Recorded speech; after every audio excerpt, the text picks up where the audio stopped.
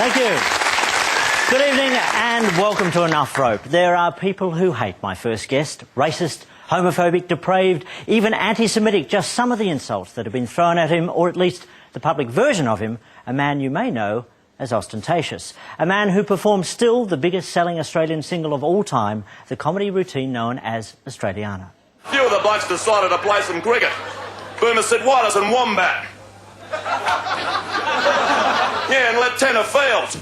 And he said I should have a bowl, but I was too out of it to play cricket, so I suggested a game of cards. I said to Liptus, you want a game of eucalyptus? He said, there's no point, mate. Dar wins every time.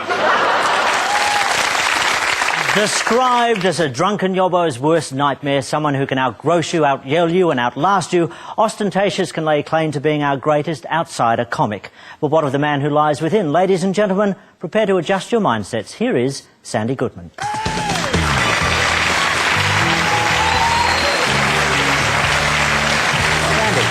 at last. My pleasure. The shades, Sandy? The shades, yeah, I'm happy to take off the shades. Thank you. For the first time ever in my career. Oh, there's an audience. Finally, you know. Why did Australiana hit such a chord, do you reckon? Well, I think that it was mainstream enough and it was full of references that everybody could relate to. I think it was a family routine, you know, so it really crossed the board.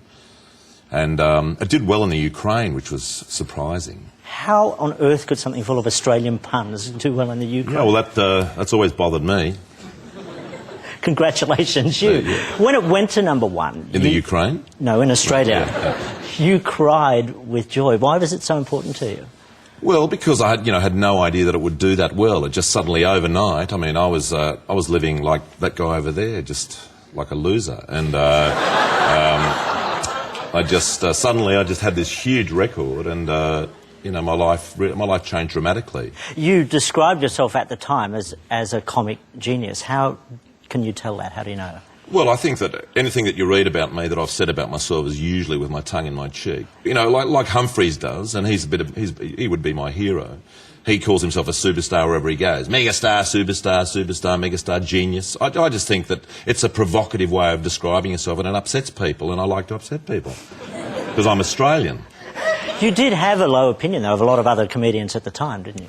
I wouldn't say I had a low opinion, but I like to upset comedians in the media. I like to say, yeah, that guy's shit house or whatever it is, but I don't mean that. It's like I call myself Austen Tayshus, Australia's comedy superstar, but I don't mean that.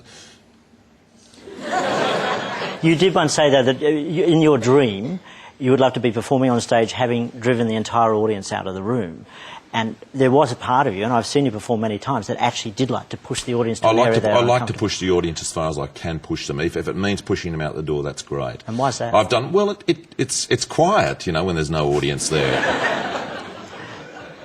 No, but seriously, I mean, if I'm doing a show where there's 1,000 people in the room, it's very hard to be subtle, So sometimes I dream, it'd be better without the people there. In fact, I did a show once, and there was one person at the show, right? This was about a year ago. It was in a small town. I won't mention the town, Gundagai. And that's in the Ukraine. In the Ukraine, yeah. In Kazakhstan, actually, and China. Actually, I did a huge tour of China because Australiana did very big business there too. Yeah. That was a big routine. I loved that. It was stressed out a bit there. I couldn't relax about that. Anyway, so... No, this is a true story, and people won't believe this, but I was doing a small pub in Gundagai, and there was one person at the show, and I sat down with him, and I did the entire show at his table. A 60-hour show at his table. Did he heckle? He heckled a few times, but about the halfway point, about 30 hours into it, he said, "You're not funny, mate." And he went home. He left. He left the room. There I was on my own, and I did 40 hours on my own. Seriously, did you do a show to one person? No. No. Not much of what I say is genuine until we get to the genuine bit. To the genuine bit. Yeah. Okay. Can we try this? You were famous for your lampooning of people, various targets that you've hit down the years. Now, I'm going to prompt you here with a couple of pickies because I'm interested to know what it is that got you going. What about these various people? Starting with Mel Gibson. Mel Gibson. Yeah. Mel Gibson, I had a problem with Mel Gibson, and I've known Mel since Snyder days. I was at film school at the same time as him. I did realise that he was as much of a fundamentalist Catholic as he is, and I believe he's in Opus Dei. I know that his father's a Holocaust denier, and as the son of a Holocaust survivor, I found that disgraceful. I found it disgraceful that Mel didn't stand up and say something about his father. He didn't distance himself from his father, and I thought that was a terrible thing to do. All right. That's a good answer for Mel. Peter Garrett. Peter Garrett, I mean, I go back a long way with Peter. In fact, I knew him, he was clubbing a baby seal to death with some wood from a Queensland rainforest. But no, it's just a joke. But, no, look, like every Australian, the oils... Well, we grew up with the oils, and I just found the oils a little bit humourless, and I thought that it would be good to have a go at them. So I made a record called Put Down That Stubby, which is a parody of Put Down That Weapon. Put down that stubby, you know, that sort of thing. And they got a bit upset. How did they express this to you? Well, Peter came over once in a drunken state and said, "Oh, mate, look, I'd appreciate it if you..." I didn't know what he was saying, but... and I have heard all the places where people do speak like that. About 10 million people in Australia do speak like that. Because the Aboriginal people got us into alcohol. I don't know if you know that. No, I didn't. I'd always heard the other way round. No.